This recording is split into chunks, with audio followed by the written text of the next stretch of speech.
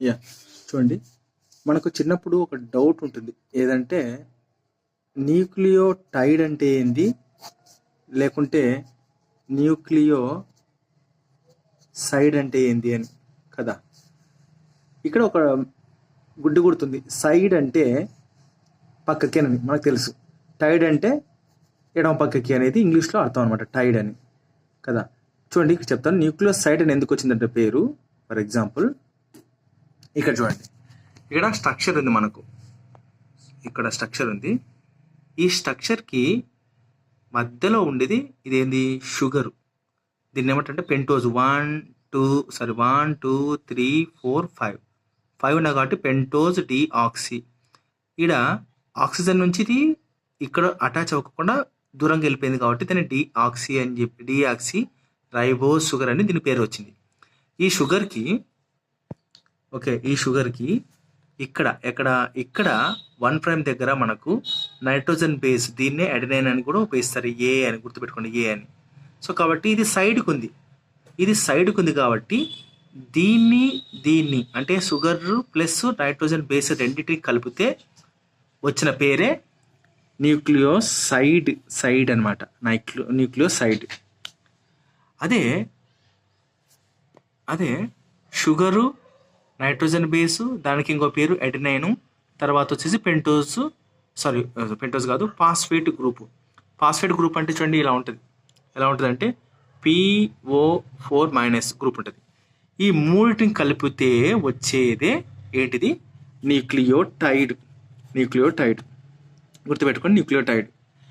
ఇక్కడ సైడ్కి ఉంది కాబట్టి న్యూక్లియోసైడ్ అన్నారు రెండింటిని, ఇది పక్కకు ఉంది కాబట్టి మూడింటిని కలిపి న్యూక్లియోటైడ్ అని పేరు వచ్చింది. ఇక్కడ చూడండి, న్యూక్లియోసైడ్ అంటే షుగర్ ప్లస్ నైట్రోజన్ బేస్కి ఇంకో పేరు ఏంది, అడెనైన్. ఇక చూడండి, షుగర్కి నైట్రోజన్ బేస్కి మధ్యన ఏం బాండ్ ఉంటుంది అని అడిగినాడు. ఎన్ గ్లైకోసైడిక్ బాండ్ ఉంటుంది అని అడిగినాడు. అదే షుగర్కి ఫాస్ఫేట్ గ్రూప్కి ఏ బాండ్ ఉంటుంది అంటే ఫాస్ఫో ఎస్టర్ లింకేజ్. గుర్తుపెట్టుకోండి, ఇక్కడ డైఎస్టర్ కాదంట, ఎస్టర్ లింకేజ్. ఇప్పుడు మనకు ఇది పెంటోజ్ కదా, ఇలా ఉంటుంది. పెంటోజ్ ఉంటే దీన్ని 1', 2', 3', 4', 5'. ఇక్కడ వచ్చేసి మనకు నైట్రోజన్ బేస్ అనేది అటాచ్ అయి ఉంటుంది. సో దీనిని ఏమన్నారంటే ఫాస్ఫో ఎస్టర్ బాండ్ అన్నారు. డైఎస్టర్ కాదు. ఓకే, అది తర్వాత సంగతి మళ్ళీ చెప్తాను. మరి తర్వాత ఇది ఇక్కడ ఫాస్ఫేట్ గ్రూప్తో లింక్ అవుతుంది. సో ఈ బాండ్ని ఏమంటారు అంట, సారీ నేను తప్పు చెప్పినాను, ఇది కాదు, ఇది ఎన్ గ్లైకోసైడిక్ బాండ్ అని అంటారు. చూడండి ఇక్కడ ఇచ్చాడు, ఎన్ గ్లైకోసైడిక్ బాండ్ అని అంటారు. సో షుగర్కి ఫాస్ఫేట్ గ్రూప్కి ఏ బాండ్ అంటే ఫాస్ఫో ఎస్టర్ లింకేజ్ అనమాట. ఇక్కడ ఫాస్ఫో ఎస్టర్ లింకేజ్, అంతేగాని డైఎస్టర్ కాదు. డైఎస్టర్ అనేది తర్వాత చెప్తాను ఎందుకు వస్తుందో. చూడండి ఇక్కడ చెప్పినట్టుగానే ఒక సింగిల్ న్యూక్లియోటైడ్ అంటే ఏంది, ఒక సింగిల్ న్యూక్లియోటైడ్ అంటే మనకు డౌట్ వస్తుంది. ఇప్పుడు ఈ రెండు ఎక్కడున్నాయి, ఈ బాండ్స్, సింగిల్ న్యూక్లియోటైడ్ ఉంది. అసలు సింగిల్ న్యూక్లియోటైడ్ అంటే ఏంది? సో ఈ మొత్తం కలిపి సింగిల్ న్యూక్లియోటైడే. గుర్తుపెట్టుకోండి, ఈ మొత్తం కలిపి సింగిల్ న్యూక్లియోటైడే. ఓకే, సింగిల్ న్యూక్లియోటైడే. దీంట్లో ఇక్కడేమో మనకు ఎన్ గ్లైకోసైడిక్ బాండ్ ఉంటుంది, ఇక్కడేమో ఫాస్ఫో ఎస్టర్ బాండ్ ఉంటుంది. గుర్తుపెట్టుకోండి, ఎస్టర్ బాండ్, డైఎస్టర్ కాదు. ఇది సింగిల్ న్యూక్లియోటైడ్లో 2 బాండ్స్ ఉంటాయి. మరి ఫాస్ఫో డైఎస్టర్ బాండ్ ఎక్కడ ఉంటుంది అంటే చెప్తా. చూడండి ఇక్కడ చూడండి, ఈ మేడం ఇక్కడ గీసింది. ఇది మొత్తం కలిపి ఒక సింగిల్ న్యూక్లియోటైడ్,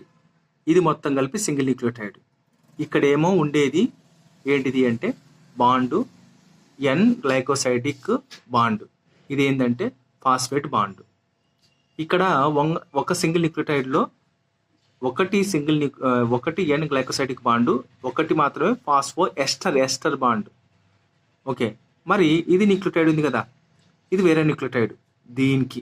ఓకే, ఒక న్యూక్లియోటైడ్లో ఇది ఉంటుంది. వాడు క్వశ్చన్ అడగొచ్చు, 2 న్యూక్లియోటైడ్స్ మధ్యన ఏ బాండ్ ఉంటుంది అంటే ఫాస్ఫో ఎస్టర్ బాండ్. చూడండి ఇక్కడ ఇది ఫాస్ఫో ఎస్టర్ బాండ్, ఇది కూడా ఫాస్ఫో ఎస్టర్ బాండ్. సో వీటి మధ్యన ఏమున్నాయంటే 2 బాండ్స్ ఉన్నాయి లేదా?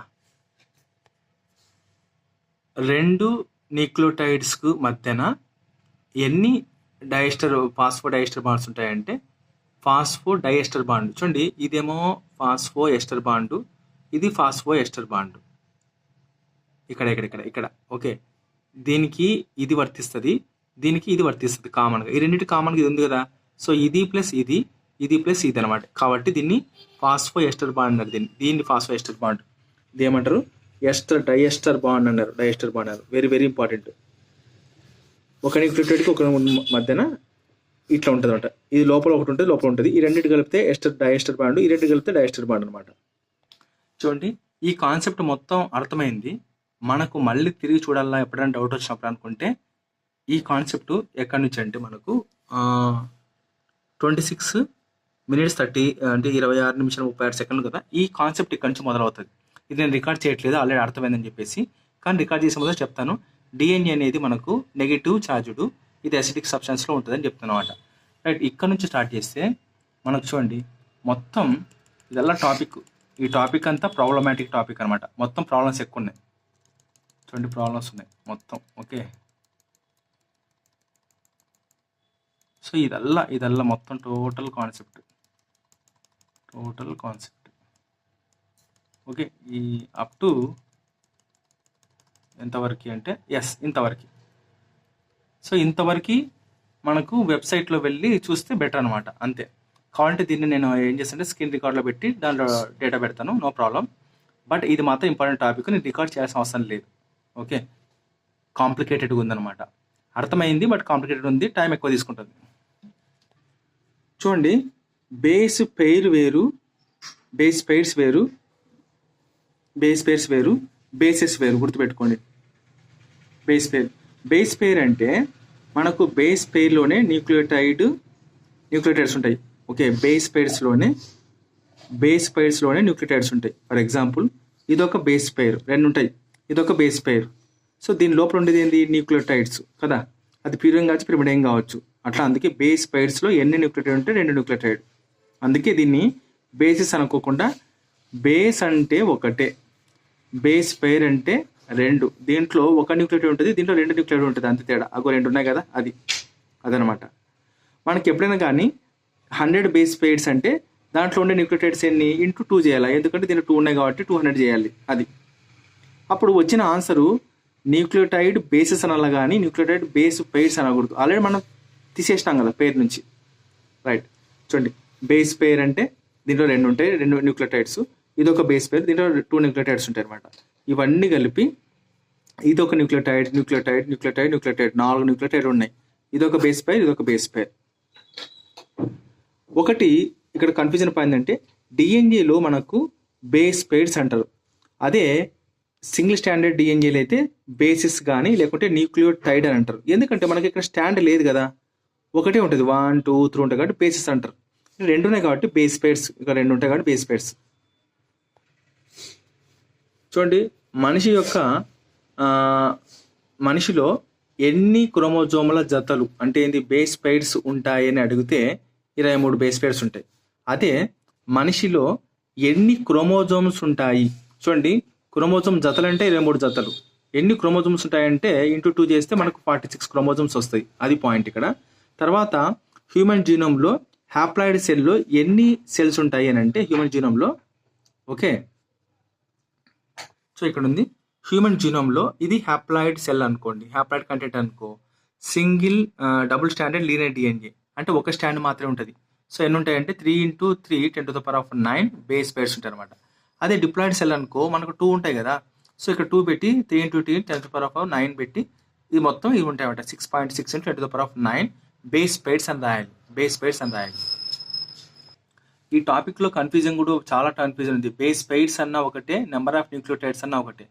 బేస్ పెయిర్స్ లోపలనే న్యూక్లియోటైడ్స్ ఉంటాయి. చెప్పా కదా మనకి ఇందాక, బేస్ పెయిర్స్ లోపలనే. ఇదంతా బేస్ పెయిర్స్ అబ్బా. ఇదొక బేస్ పేరు, ఇదొక బేస్ పేరు. ఈ బేస్ పేరులో 2 న్యూక్లియోటైడ్, ఈ బేస్ పేరులో 2 న్యూక్లియోటైడ్స్. మొత్తం కలిపి 4 న్యూక్లియోటైడ్స్ ఉన్నాయి. ఓకే, ఇది డిఎన్ఏలో జరుగుతుంది. డిఎన్ఏ డబుల్ స్టాండర్డ్ జరుగుతుంది. డిఎన్ఏ సింగిల్ స్టాండర్డ్లో మాత్రం బేసిస్ అని అంటారు. సో ఈ టాపిక్ వరకు మాత్రం మనకు అది యూట్యూబ్లో చూసుకోండి. ఒకవేళ టైం ఉంటే నేను స్క్రీన్ రికార్డు చేసి అప్లోడ్ చేస్తాను.